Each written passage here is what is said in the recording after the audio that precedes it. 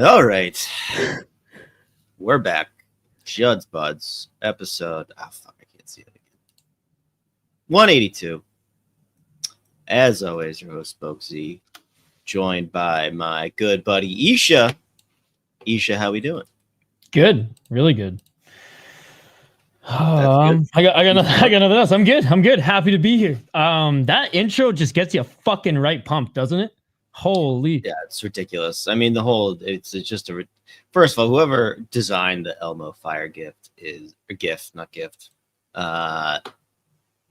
Is my kind of sicko. I love that guy. Whoever did it, whoever made it, I love it. Big fan of it. It's ridiculous in all sense.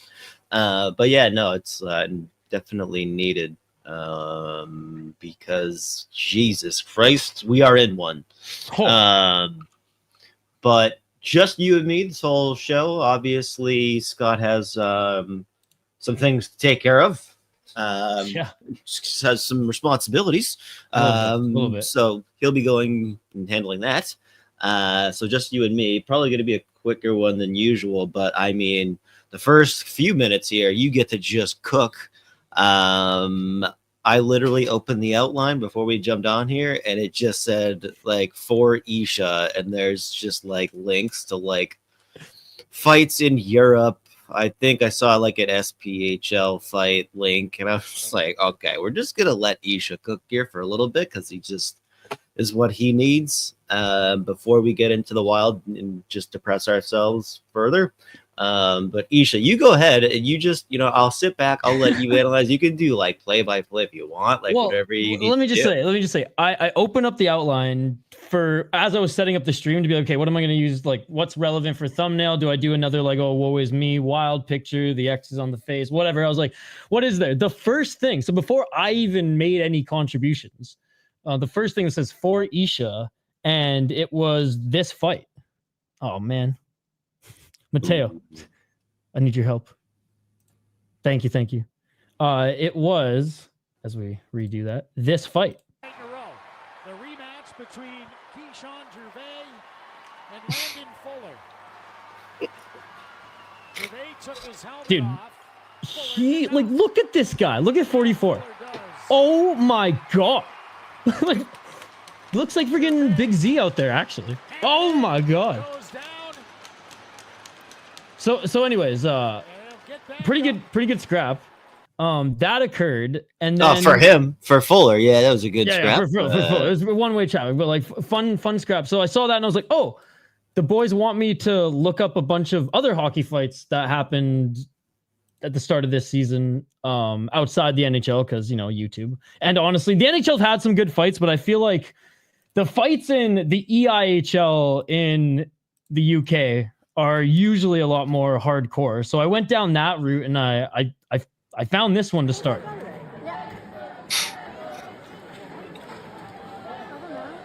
I just love how it's one of the players' wives who probably posted it too, which is just great.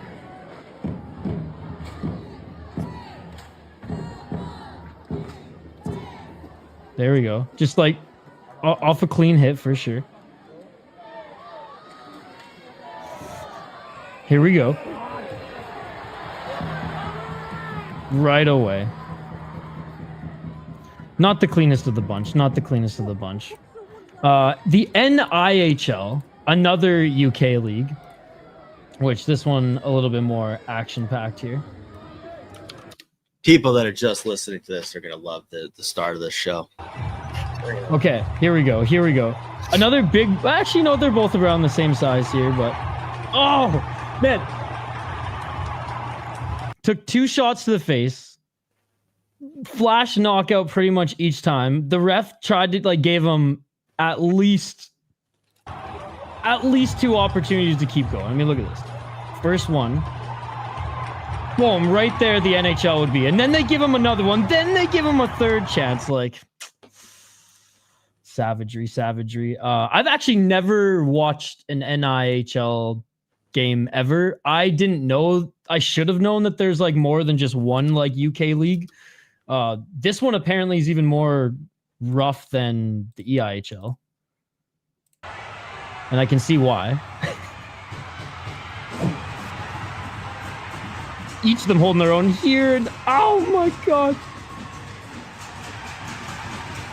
Hey, I love how that guy just got worked and then he just got up, fired the crowd up. Say, yeah, that's one way to like show that hey, I kind of got my ass kicked, but got on top in the throw there and just skated the hell off. Couple more here, then we'll get back to, I guess, low vibes. I'm trying to bring the vibes up here. And what better way than to watch hockey fights? This is in a league called the FPHL, which I went down the rabbit hole. This is like Quebec League style in North America. They just put on a freaking show. Yeah. This is some LNH type shit right here. With some European helmets. How about 3? How about 4? It's pummeling the youngster. And you can tell this just made the announcer's day because he's just been waiting all game for this. Oh my god, dude. The uppercuts. Down they go. They were not soft punches. Yeah, you need the fucking the commentators getting after it too. That's always nice little addition. Oh, absolutely. The best was I remember growing up and like the local TV stations for like the WHL, for example, they'd show like some Canucks highlights, but mostly would show like BCHL highlights. And I'm talking like I lived in Prince George, so there was like the equivalent of like Czech News in Prince George, tiny little station for northern British Columbia. No joke, they'd open up the hockey highlights with the top 5 WHL fights of the night. So before even they go into the Canucks, it was like, oh, we're going to show friggin' junior hockey players just beat the shit out of each other first. Thank you very much. All right, last one here. Another SPHL. Setting the vibes off right, ladies and gentlemen.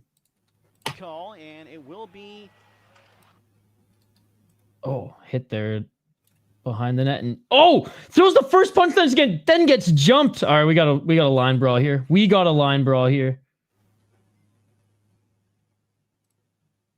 And the ref can only really separate one at a time, and these guys are going at it in the corner. Ref doesn't even know what's going on there. Man down. That was cheap as hell, though. That was cheap as hell how this all started. Oh, yeah. Actually, I'm going to show you one more thing here, since...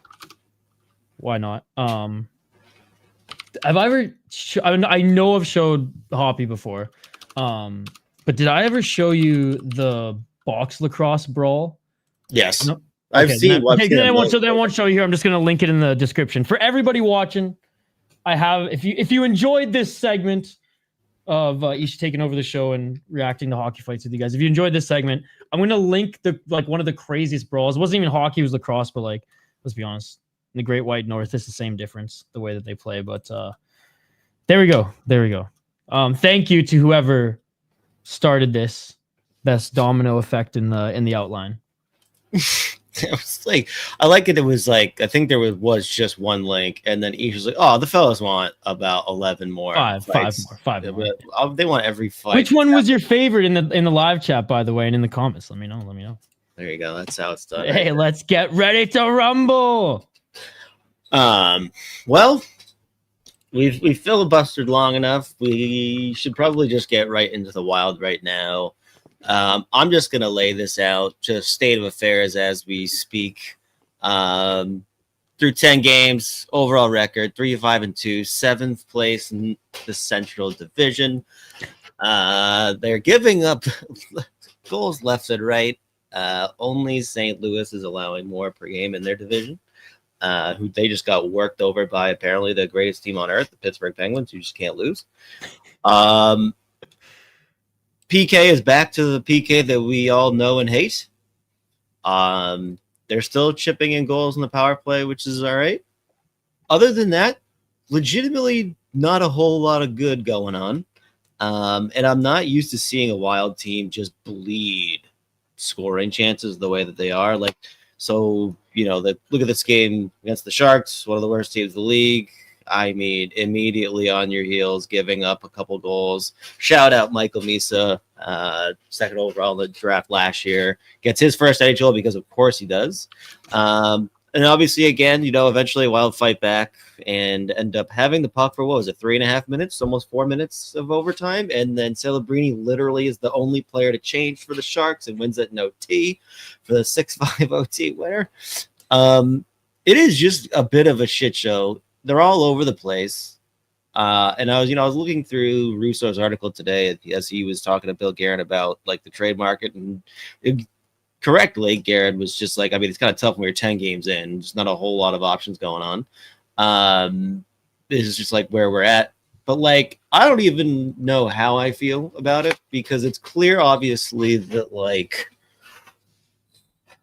the top players that you needed to kind of like perform to have this team hold its head above water while you wait for guys like Sturm, Zuccarello, any other injuries they fucking picked up along the way.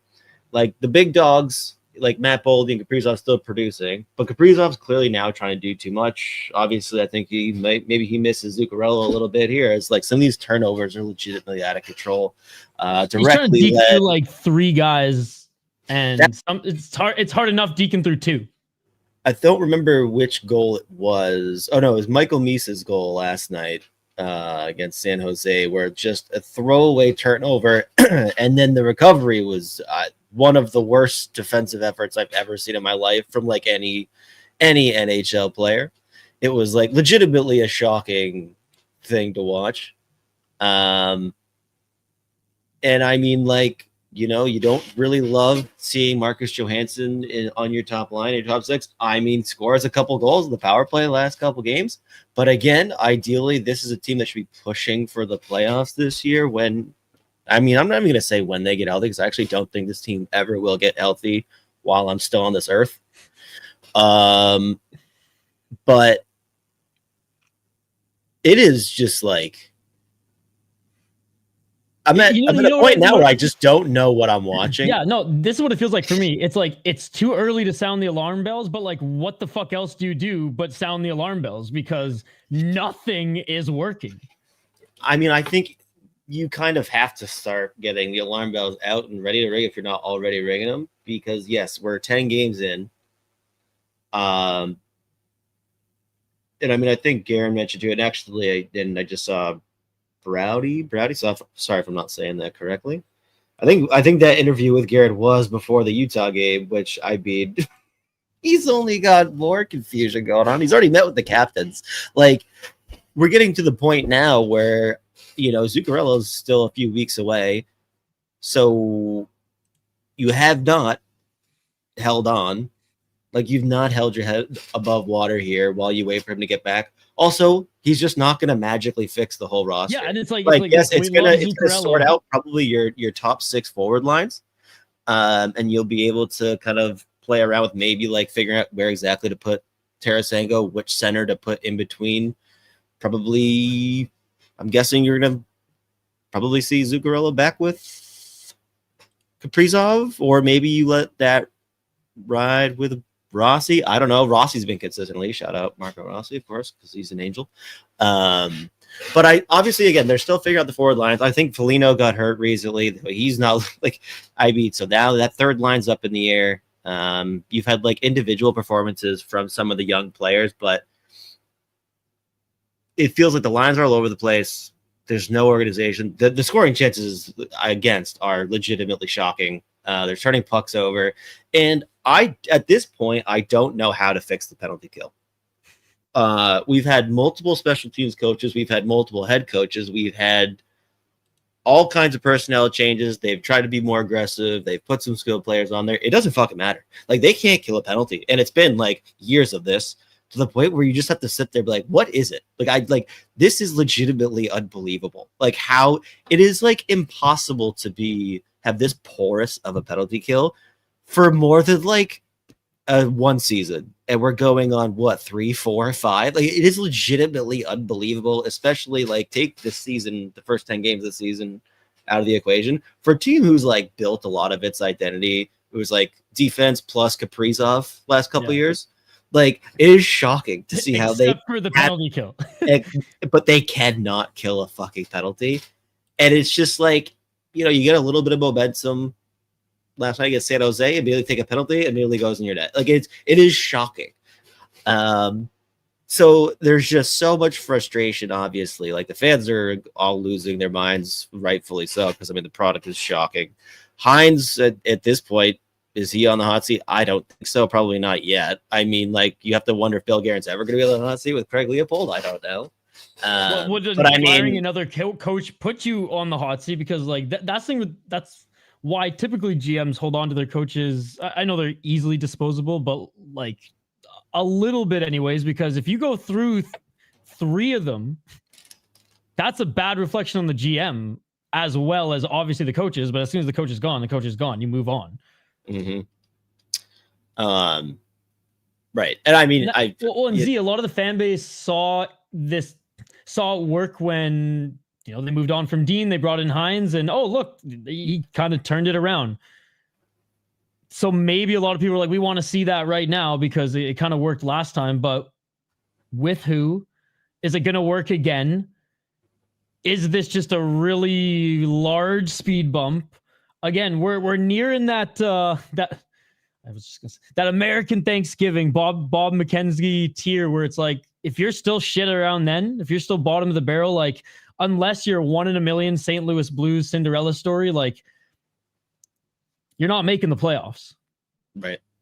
And I mean, it's tough too. Like again, obviously guys like Theo Sturb and Matt Zuccarello coming back in the lineup when they're healthy and ready to go, it's going to help you a little bit. It's just going to help organize, like figure out who's going to play with who. But like you didn't bank enough points to like wait for that. And yet obviously there's no trades that are going to be made. Like they have no interest clearly in like really letting these like young players like Ogren get shots at the top of the lineup. They like apparently they're just not interested in doing that. So I think that's the problem where I'm just like, on one hand, you look at the play, the overall play, how many scoring chances they give up at 5-on-5. The first, 6, 7, 8 games, completely absent 5-on-5 scoring. And I mean, like, you can look how many goals they're giving up, and be like, what are the goaltenders up to? They're eating, like, high danger chances left and right. They can't stay out of the penalty box. Like, I don't, again, like maybe you want some of these goals back, obviously, but I'm not looking at the goaltending. Like, I can't believe how porous the defensive core is as well. Like, they haven't, so far the most consistent defenseman probably been Zach Bogosian, who's also injured. Outside of that, maybe Spurgeon. And when you've got when you have to rely on Jared Spurgeon playing 25 plus minutes a night because he's the only defenseman that's in form, you don't really afford guys like Jiricek and Bouillon the opportunity to play through some mistakes. It's kind of a recipe for disaster for those young guys too. So we're seeing tons of mistakes, obviously, from Bouillon and Jiricek. I'm still on the let them work through it chain. But at the same time, maybe Zeev needs some time in Iowa. I'm not totally there, though, to be honest with you. I still want him to play through it. Honestly, I think we all expected. I don't know what the pairs are supposed to be. Yeah, it was just with Zeev quickly. We all expected there to be defensive woes. We all expected there to be turnovers. Him getting a little ahead of himself and sometimes cheating a bit offensively. What we didn't bank on was that the team was going to be this bad, where those glaring mistakes were going to sink the team in games as much as they have been. Right. Because a mistake or two with growing pains when you're scoring, and he's still getting, almost point per game, or what is he now? Yeah, just under point per game. Those growing pains are easier to overlook. But when the season is what it is right now, and they're digging themselves a hole every single night, those mistakes are a lot bigger. Mm-hmm. Yeah, and I mean, the combination of both Faber and Middleton being legitimately horrendous out of the gate is just killing them too. Faber, they just have him. They put him on that second power play unit last night, let him play most of his minutes or almost all of his minutes of 5-on-5. And I think that went a long way of just hey, settle down, stop trying to do too much. Play your defensive game that you know how to play. And again, it's just kind of all these guys, it feels like, are just trying to do so much and almost overthinking.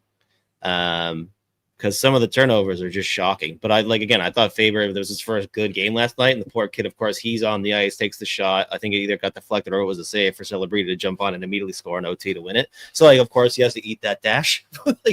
There was his first solid game last night, and it's still doesn't really matter. They lost fucking 6-5. It's unbelievable. I know his teammates or whoever was talking to the media last night. I had just the radio on KFan or whatever, and they were saying that he's obviously been super hard on himself, and I think it's easy to see that he's frustrated, which I like to see that, he's not apathetic or he's not woe is me. Like, he's pissed and he wants to, there's a fire, ignited there. And then even after last game, apparently he was still throwing a fit, and the players are like, we actually went up to him, we're like, hey man, you inspired us tonight. Stop putting yourself down. You're still trying out there, harder than any of us. So basically shut the fuck up. You had a great game. We got to do better. So I hope it doesn't go overboard where he just continues to lose confidence, even putting up the points that he did. I hope some of the other guys are answer and go, okay, we got to play harder, because he's beating himself up and he's trying his hardest out there, even though he's not playing the best. Yeah, exactly. So, I mean, it's just tough. It feels like the players that you really needed to just at least play as well as we know they can, or at least just be good enough to kind of let them ride through the injury waves, and it's just not happening. At what point are we going to see Damon Hunt in the lineup? Throw him on that third pair. I mean, I would be shocked if he steps in maybe for a year check. I don't know. Do they want to send William to Iowa? Again, I think I'm not for sending Zeev to Iowa. I think, again, similar idea with Faber. It's if you can ask him to do less, maybe. I don't know. It's just you could take your pick of any of these guys. No, I know. You could literally go down the lineup and pretty much Boldy aside, you could really just pick apart, and of course Marcus Johansson, the Lord and Savior. We could probably just pick apart everybody. Yeah. I don't know, man. It is boy. Is Pete DeBoer a sweepstakes guy? Oh, Jesus Christ. No, they just need Torts for 2 years, man. Let's go, baby. Torts will get him to the third round, past the second round to the third round and on. Yeah, there you go. Yeah, there you go. That'll do wonders. That should do it. Should do it. I mean, that's a Billy Guerin type coach right there, eh? Yeah. We'll see what the next few games look like here, what the lineup looks like. But I mean, this is, I mean, they're 2 games into the 6-game homestand. It's a critical 6 games to come out. They kind of have to win these 4. At the very least, you have to be 3-3, but realistically, you're 0-2 the first 2 games. You got 1 point out of it, whatever. I said, you're 1-1 or 1-1 again, whatever. I mean, you got to come out at least 500 off this 6-game homestand. A point does nothing for the boys' confidence, right? That does nothing. It's just brutal to watch how often, how often every team playing against them this year has had the puck in their zone, and then even when they get it, even when they get a rebound, immediately turn it back over. Man, this is insane. Let's be honest, other than the Penguins who've been buzzing, it's a winnable 3 games, it's a winnable 4 games. Right. And I think that's too, that was one of the things that when I was reading Russo's article that I was I can understand what Guerin was saying too, where it's it's also, you look at the mistakes that are being made, they are correctable, they are fixable, and a lot of it does seem to just be hey, fucking settle down. Stop trying to do too much, and just small plays. These Kaprizov turnovers can't continue. If he's gonna throw backhand saws up the middle in his own zone and then just straight leg get burned from the recovery, that's not gonna work. It's very fixable. It's hey man, cut that fucking shit out. I don't know, just go tape to tape. Let's go. But I don't know. A lot of the mistakes are fixable. So I'm not I am close to hitting the panic button just because it's so uncharacteristic to see a Wild team just bleed scoring chances like this. Same time, we've seen these players all not do the shit that they're doing, and I have a hard time believing that Middleton and Faber in your you're gonna have 82 games of like this level of hockey again. Like that last game from Faber was encouraging, obviously. And I mean, you look at the goaltending, I can't blame them for like basically just getting shelled for 60 minutes. So I'm like hovering over the panic button just because it's, about to be November and they've like had 1 or 2 games like, all right, you felt good about that effort. But then they immediately bring you right back down to earth next game. So I don't know. Anything else wild related just as far as where they're at right now that we should touch on? I don't know. But hey, also though, shout out Kaprizov though, 400 NHL points. Even like I can't come away from that game with any reaction like, yo, what the fuck were those turnovers? Let's give him a banner. Let's try to sell some tickets. Yeah. Grand Casino, baby. I think you kind of just summed up everything. I don't really have much to add. Yep. Well, let's see what else we got. We got this fucking stud. Yeah. Got to touch on some of the prospects here. Adam Banach, obviously continuing just to torch the OHL with the Brantford Bulldogs. Going back and forth, playing more wing lately. I'm just going to pull up my prospect sheet again. Both games this weekend, Saturday, Sunday, lit it up, assisting that first 3-1 win against Oshawa. Comes back last night, Sunday against Oshawa again. 2 goals plus 2, second start of the game. He's up to 16 points in 11 OHL, 22 points in 11 games in the OHL this season, including 16 assists. He is so fun to watch with the puck. He's just so creative. Again, like Brantford is stacked. They've got a couple of top-end draft prospects. They've also got guys like O'Brien, who went high to Seattle last year, top pick in Seattle last year. Got a really solid D.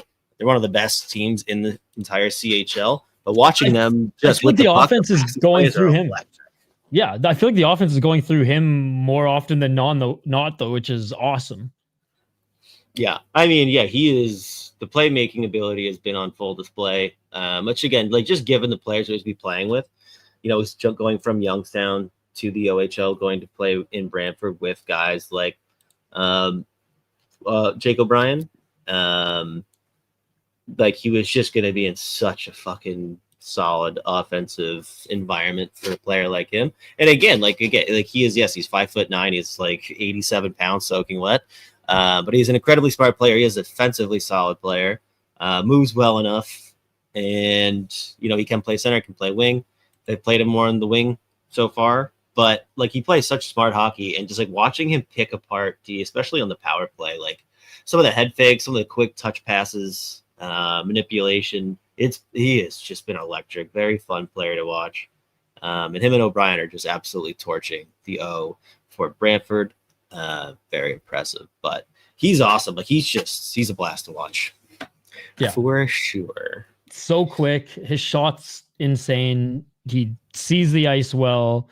Man, just watching him stare down guys as he like makes the most ridiculous pass, and they have no idea that the puck's even like off his stick for like 2 seconds before he like scoots around them and is like right in front of the net. It's just insane. Like I've never been so inclined to watch the OHL. Mm-hmm. It's been a while. Yep. The other. Actually, okay, we can switch. We can talk about the Lawson trade. So we didn't have a chance to talk about this because we're in the middle of our prospect rankings. Was it 2 weeks ago, I guess now? I want to say.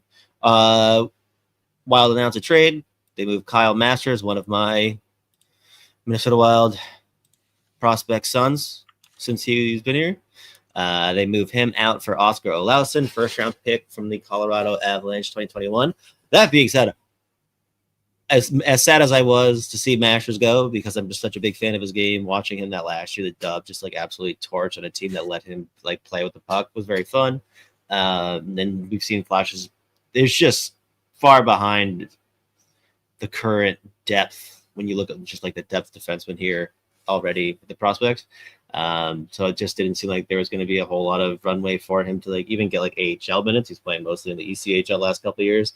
If they were going to bring in a player, Oscar Olausson is the exact prospect that fits exactly what they want. This is a big, strong skater. He's got a ridiculous shot, really, really skilled. I really liked him in that draft class too, and I was surprised he made it all the way to 28. Since he's been drafted, he's just kind of we're just trying to figure out exactly like where he fits in. There just like hasn't been a whole lot of opportunities for him in Colorado. So I just want to pull up his stats the last few years. He's got only a couple of games in the NHL so far. Last year, right under a half point per game in the AHL with Colorado. Year before that, 20 points in 39 games. And then his first full season in the AHL, same, right? 20 and 60 games. So, but I mean, you can see the flash of the playmaking. He's a 6'2", again, really quick, really agile skater, very creative. And I think he's just like a guy that you can give top 6 minutes to in Iowa. Like he's played 2 games. At first, in his debut, scores a ridiculous goal and adds an assist in Iowa's first win of the season. And they go back to back. They're a 2-game heater now, including a fucking 1-0 shutout the other night, which I don't remember the last time they actually had a fucking shutout, especially a 1-0 shutout. I love how their first win though was against Dallas's AHL club that was also 0-4. Yeah. And actually there you go. Mateo and Ezekiel just mentioned this in the chat here. Greg Crota was actually Oscar Olauson's first coach. There you go, a little familiarity. AHL. So there's some familiarity there, but obviously again gets immediately thrown in their top 6, scores a ridiculous goal in his debut and adds a nice little creative assist. So really like the upside with him. Again, I think he's got right around 10, maybe less than 10 NHL games. Wouldn't be shocked if this is a guy that you see come up because again, has that scoring pedigree. He plays at his size, 6'2", and he moves super well for a guy that with his creativity, his scoring ability, like at that size. So really exciting prospect. I think Colorado, like you look at the forwards they already have there, it's always gonna be tough to crack it. And especially with a guy like him that he gets drafted up and down 2 years or so. And then looked really good in the OHL with Barrie and Oshawa. But since then he's just kind of been there's just some games that he just leaves you wanting more. But again, a lot of that comes down to just like the opportunities that he's had so far with Colorado. So again, nice to see him come in, immediately make a difference. And then again, another guy that I wouldn't be shocked gets some kind of call up here at some point. Maybe let him play obviously for a little bit in Iowa before you do that. But I would expect him to get a game or 2 in Minnesota this season. And again, long term, additionally another forward that really fits what they've been targeting. So big fan of Olausson. Sad to see Masters go. Hopefully he can. I mean, it's tough that he's going out there because I mean I don't think it's going to be his final destination. I think he might move again at some point. But yeah, no, Olausson really exciting prospect. And again, looks really good. 2 games in Iowa. Yeah, I've liked what I saw as well. Wasn't super familiar with him. I just knew that he was a first rounder. So like that, he's big, like you said. Again, I wasn't familiar with him when he was younger and, before he grew into now, I don't want to say just like power forward, but just a big solid winger. So yeah, I'm excited too. And yeah, 2 points already. Let's go. Need it. Like we mentioned, absolute heater in Iowa right now. We're honestly going to start just watching and talking about Iowa for the next 2 weeks if the Wild don't get their shit together. Yeah, might be more fun. Yeah. I don't watch the Mammoth like you and Hoppy, so maybe we'll just this will be an Iowa Wild podcast for the next 2 weeks. If they go 1-3, we ain't talking about the Wild next week. Just Iowa. We ain't talking about Minnesota. We're talking about the Wild, but we're talking about Iowa. Yeah. I've got a couple other of the prospects that are worth mentioning here, just people that have been really fun to watch. The point totals don't jump out, but I watched a good amount of Liam Amidovsky. I've talked about him a bunch since the summer when they drafted him. He is, even when they're losing games, and you look at his stats right now, I think he's got 6 points in 12 games for North Bay. North Bay is they're a pretty average team. But he is such a fun fucking player to watch. Gets a goal last night in their 3-1 loss to Kitchener. Last 2 games, so they played Kitchener last night and Brampton on Saturday. Just all over the ice, only playing at one speed, which is 7,000 miles an hour, hitting everything that fucking moves, and just unloading shot attempts, like 14 shots on net the last 2 games. But he's just like another, just a guy that projects to be an effective bottom 6 guy with some scoring upside. So another guy that the Wild have really, they look to target players like this, but like watching him just go nonstop. I should have checked Instat to look at how much time on ice he's getting. Because I mean, you watch North Bay and you can't, again, they might be getting shelled like 7-2, but you're noticing him almost every shift, whether or not he's like getting a ton of puck touches. I said tuck punches. But he's just like everywhere. And he's going to look to make a hit every single time he jumps over the boards. The motor, the effort, the nonstop compete's very exciting. And it's always fun to see him get rewarded with a goal. I think first game in the OHL this season also dropped the gloves. Like, he's just a fucking compete energy guy. And he's just like, again, even if he's not scoring, even if he's not making plays, which he can make plays. Like, I remember watching his, like the last half of his games last year, like a couple days after this year's draft, watching his tape from the OHL last season. Like, he flashes some like high-end offensive upside. But I mean, that's not going to be his calling card long term, but he does have that in his bag. But I mean, what makes him just so fun to watch is just the nonstop motor. Like, I don't know how we can just keep moving like that. But he's very exciting. But was happy to see him get on the score sheet last night, and he's stood out the last few games I've watched him. Again, 7 shots on net is pretty tough when you're getting like shelled. Dude, he's sick. I've just been going through some of his highlights. And I just shared the one that you posted. I'll throw it in chat here as well. Perfect. There you go. Let's see here. We can pull that. I think we just had a question in there too. We can pull up. Here's a good question. Say the Wild do make a very early season trade. Are we offering Ogren in the package? And what players are you guys looking at? I'll let you start, Isha. Well, that is a good question. And I mean, the only guys you can really move right now are young guys. Who has some stock? Well, yeah, Ogren hasn't shown he can play in the NHL just yet, but I still think like his ceiling's pretty high as far as being an NHL player, top 6 or just a third liner. Hunter Haight, I think his stock has gone up a little bit, showing that like he already is maybe a year ahead of schedule in their plans for development. So maybe both of those guys have to be involved to even start. There's a lot of defensemen. Maybe Lambos is involved. Maybe, I can't imagine Yurchek's going to be involved in conversations because, like, again, his stock's not super high. But I would say like those three young guys for sure will probably be in the package and some, because that, like, what other value do the Wild have that they can actually give up right now? I mean, Johansson's getting you a 6th round pick.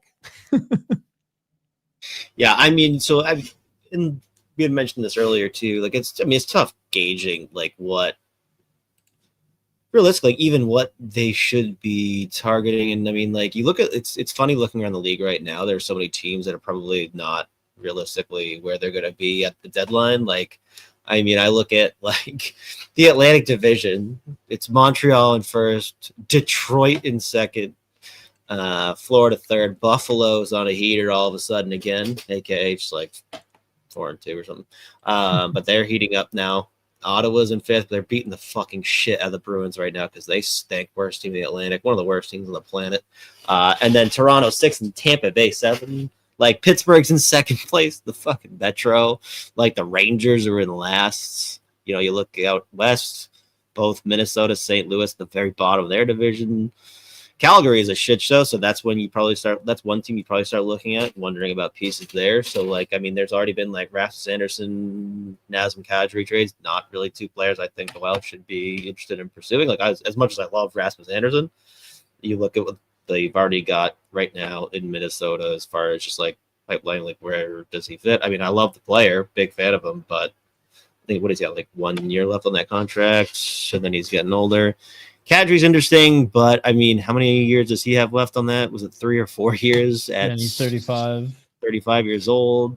Doesn't look like he's really slowing down though. I mean, he scored a nasty jumping over a player, Eberle looking goal the other night, which was dope. But yeah, I mean, like again, Kadri's an interesting fix. one, right? Kadri's an interesting one, and I think it's like just too, especially when you're talking about like a Liam Ogren. Like, I think it's just too short-term thinking as far as just like for Kadri. If he was 32, but then again, a 32-year-old Kadri, they're not moving him. Like, that's the guy that they invested in. So it's just yeah, and I mean, like, to your point, actually, Ezekiel, I can't even read it. Lockhart. He is like a Bill Karen type of player. Like, he's a prick to play against, obviously, and he can still shoot. He's still got like, he can still make plays, and he plays like a fucking asshole still. So like, he is definitely a Billy G guy. I just don't think the contract makes a lot of sense, especially if you're talking about giving up some of your premium prospects.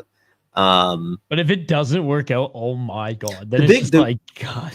Again, like, and then just because we're here in Boston, two of the names that keep getting thrown out there, Pavel Zacha, Casey Middlestat. I don't know what the appetite is there.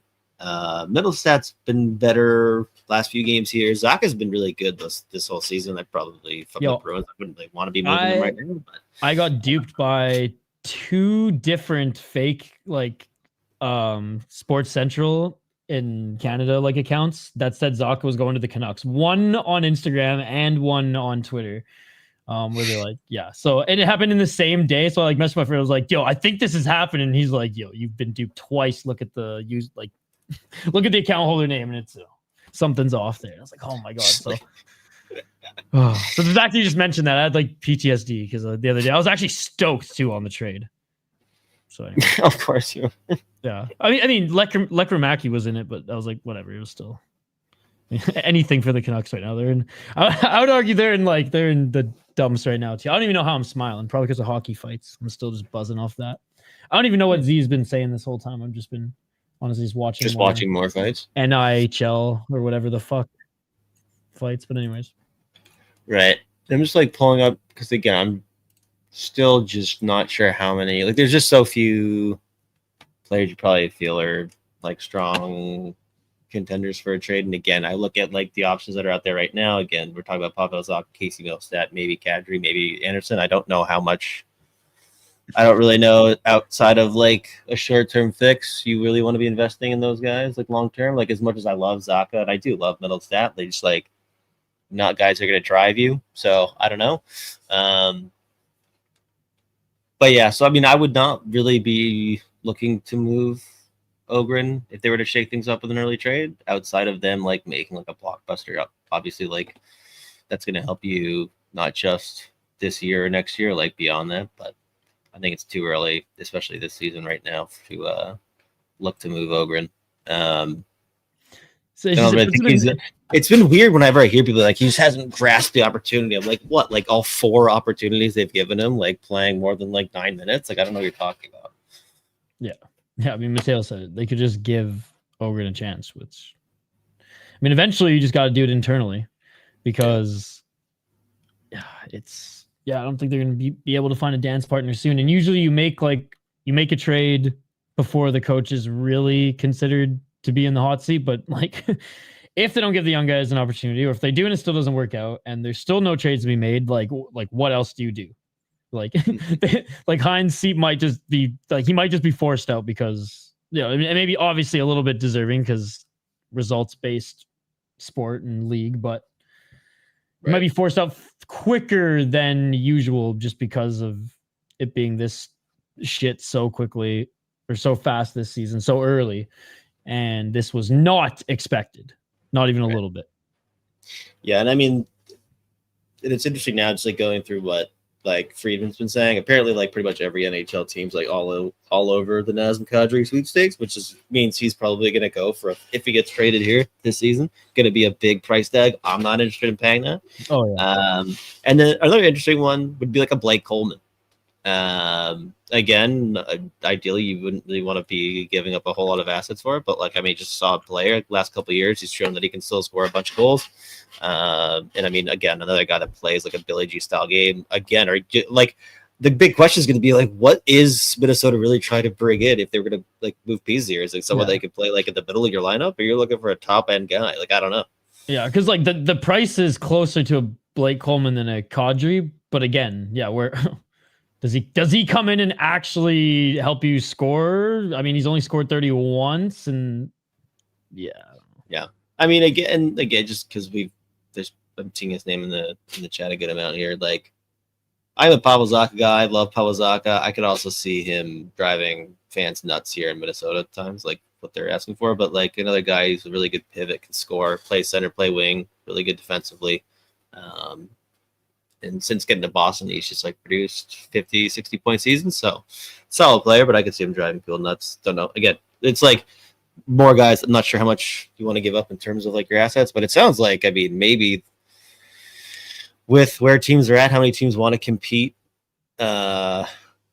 this year and in the next couple, like I bet I would not be shocked if like some of the like pretty much price tags for almost everyone is fucking crazy this year. I just feel like there's so many teams that are like, we're done rebuilding.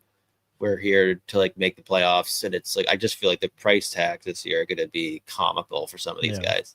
I mean, like we saw some like last couple of years that are always going to make you laugh, but like, I don't know. I feel like draft picks aren't going to be like, people will be wanting to move those left and right at the same time. I don't know how many teams really are going to be interested in acquiring that many draft picks. Like, they think there's just so many teams that want to win now. It's like and Pittsburgh's like the only team that was like, we don't want to fucking win this year. Like, now we're gonna kick the shit out of now they're like, oh well, here we go. What Malkin's like, what if I go 09 playoff Malkin? Like, what if I just go sicko? And they're like, oh well, shit. I mean, and Sid, 1,700 points. Congratulations, City Crossing. Jesus Christ, what a player. You know, I honestly expected this out of Malkin in his last year. Even if like he had no knees, he would somehow still skate. Mm-hmm. It is pretty awesome. He was always I never was a Pittsburgh guy because I always loved rooting for Ovi and the Capitals, but like I loved Malkin. And like that was the only Pittsburgh jersey I ever considered buying, was a Malkin jersey. Yeah, he rocks. Another question: what's more likely to happen first, Hines firing or a trade? Basically, the conversation this whole segment. We don't fucking know, bro. We don't know. Yeah, I think like if one of those two, I feels like a trade would probably be more likely, even though I don't think Guerin has any appetite to fire another coach because he knows that like he basically we said when Evason got fired, it's like that may have been like the final bullet in the chamber. Like this has to work. So I feel like he's got no appetite in fire. I mean, he's also had Hines before, like he's known him forever. I'm sure there's no appetite to fire him now. Like, and I also just don't know what a new coach does right away. So I feel like if he can find a way to make a move, that's probably more likely. But I just don't think either one. I love this comment so much. It's a hurry up and wait and see situation. Hurry up and wait and see. Yeah, exactly. It's just they're in a weird spot where like I know. It's just like I think it's just because it's been so bad immediately. Yeah, no, of course. Yeah. Like the first game of the year they went 5-0. Even though they kind of played like shit in that game too against St. Louis, like they weren't that great.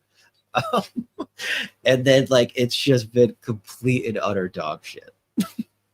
Yeah, I mean, eventually something's got to give, right?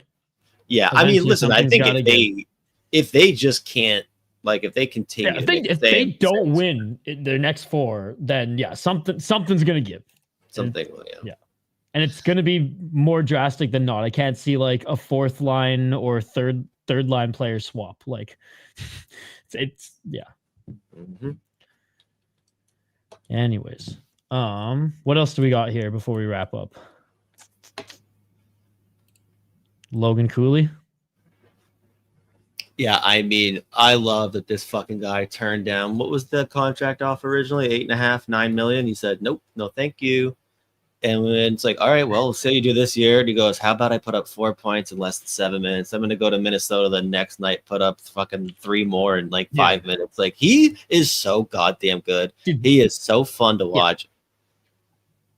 What a goddamn player. And I love, again, just another one of these ridiculously skilled young kids that's like, quote unquote, undersized. Like, let's see how he adjusts to the NHL.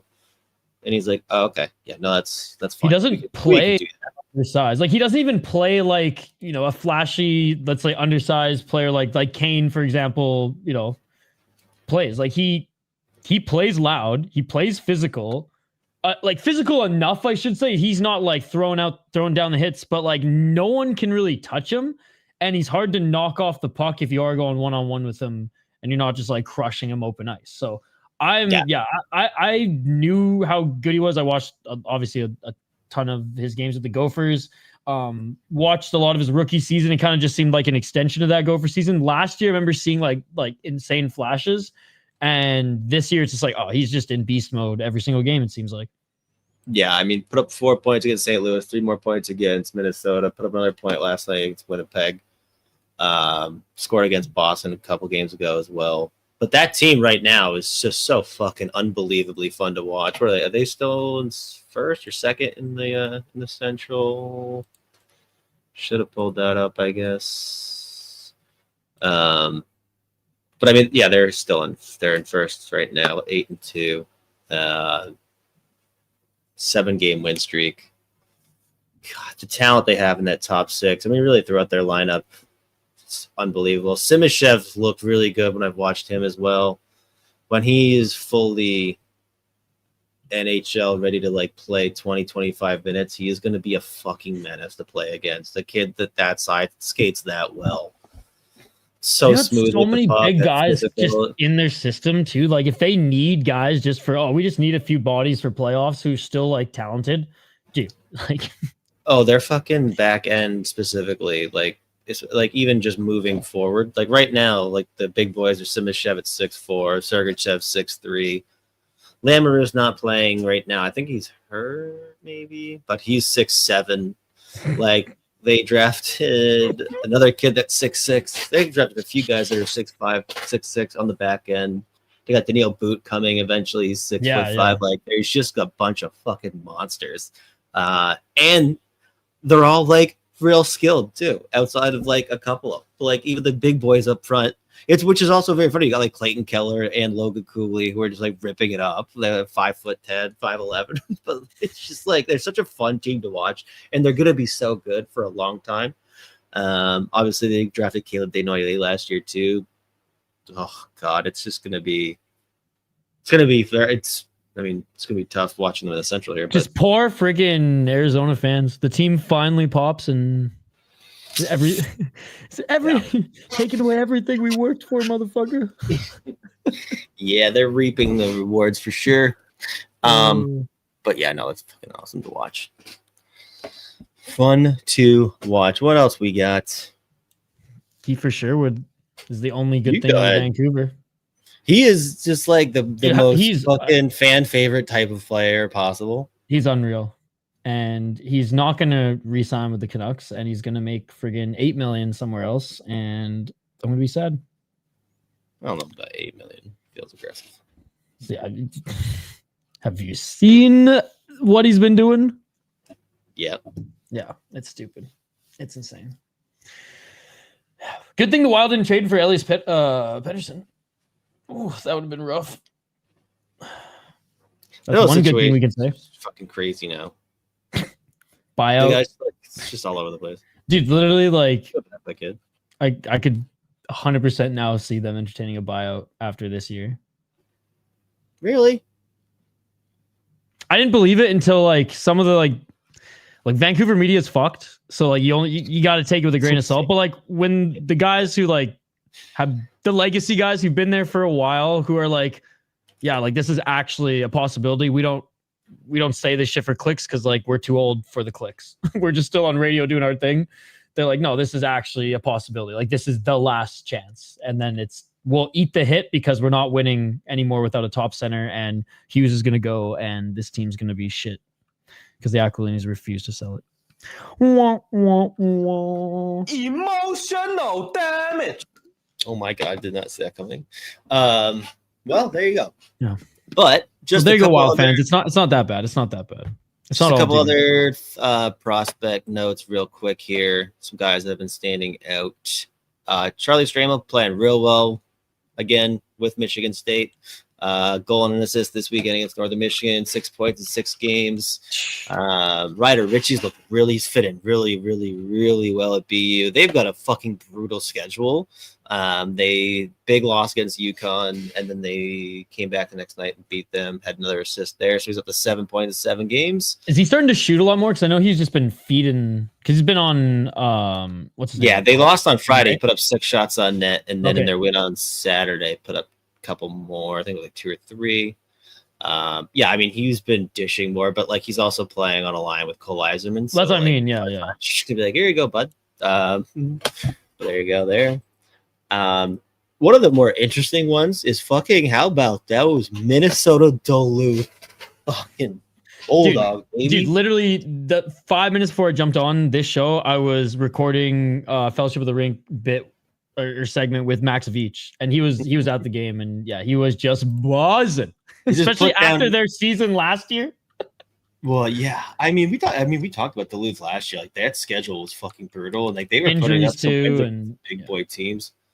And just to keep it wild related, I mean, they just put a beating on Minnesota, 3-0 on Friday, then a 4-1 win on Saturday.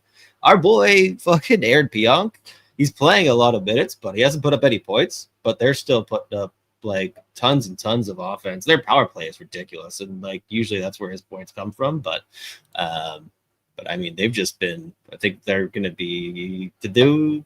Is it tomorrow the pairwise comes out, or the rankings out now? They were already coming in this weekend at like 14 or 15 or something. They might. I would imagine they're going to get some top 10 love. Hey, Veach. Hey, there he is. Yeah. Oh yeah, Bulldog Talk. How about that? I mean, Veach, you must have been fucking buzzing this weekend. You must have been out of control. Dude, he had the biggest smile the whole 15 minutes that we were talking. It was great. Not that Veach like is it like he's always smiling, but like this was extra large. Extra large. Is it Mondays that come out? That's gonna drive me nuts. I gotta pull up the fucking rankings. Yeah, no, they're nasty. And